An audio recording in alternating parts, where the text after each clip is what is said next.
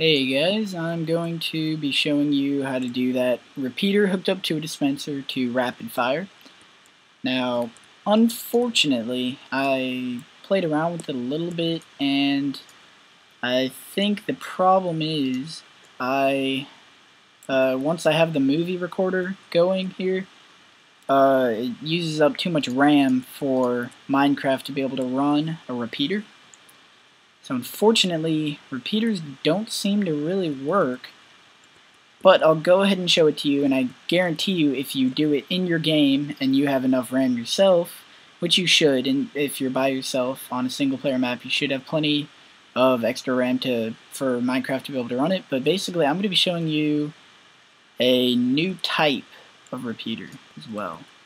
I showed you the 5 repeater in the 5 torch repeater in my previous tutorials, but this time I'm going to show you, I would have to say, a very ingenious little invention here, courtesy of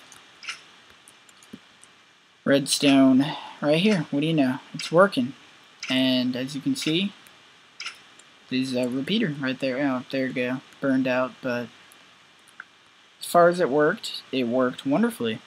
And then normally it would keep going, and basically what you do, this thing powers this, which goes and turns off the torch, but since it's at a lag, this'll basically, you'd have to sit there and think about it for a while. If you know the basics of redstone, it's kind of hard to explain, but there you go.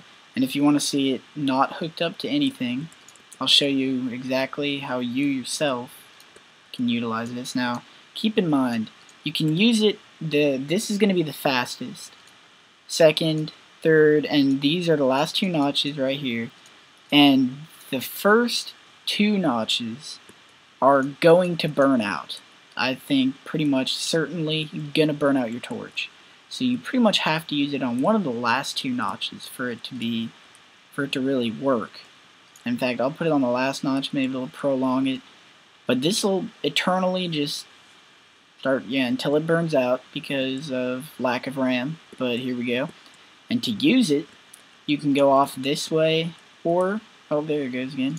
You can go off this way, off that, for your output from this little unit. And from here, you can turn it off. Right now it'll turn off. Flip the switch again, it turns it back on. So what I'm going to do for you here, oh, there you see.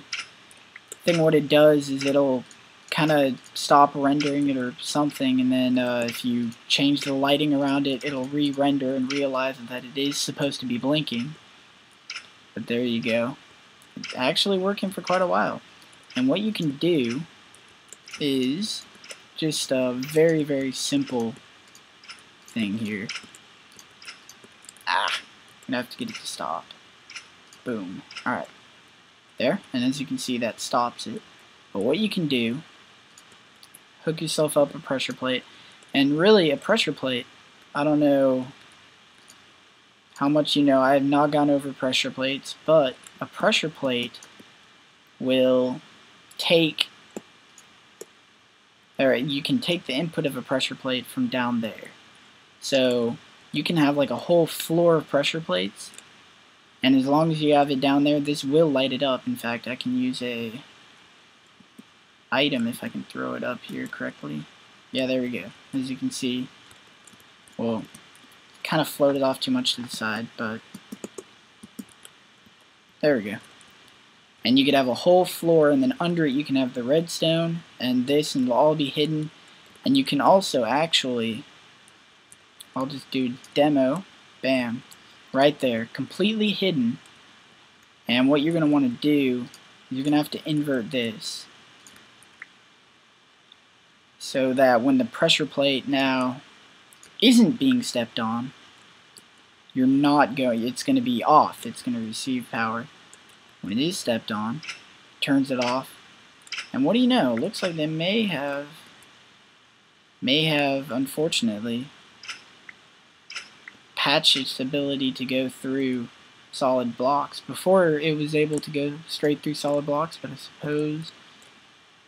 But as you can see, now if you don't want people to be able to trigger it by throwing an item on it, you could always use a stone pressure plate, which will not activate unless a human being is stepping on it, or a human being in a minecart, or a human being in a boat. But basically you have to have a human in it for it to give power. And all I did here, loaded the dispenser with arrows, and it'll automatically shoot them. I think it does the same thing with snowballs as well. Instead of dispensing them, it'll shoot them. I wonder what'll happen if we put in some. See, it'll shoot some sand, then some arrows. I think it's random what's ever in there.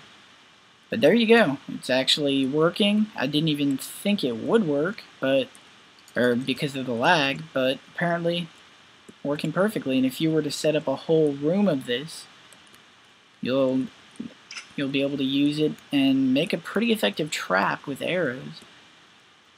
And this repeater here is also very effective in the fact that it does take up extremely small amount of space.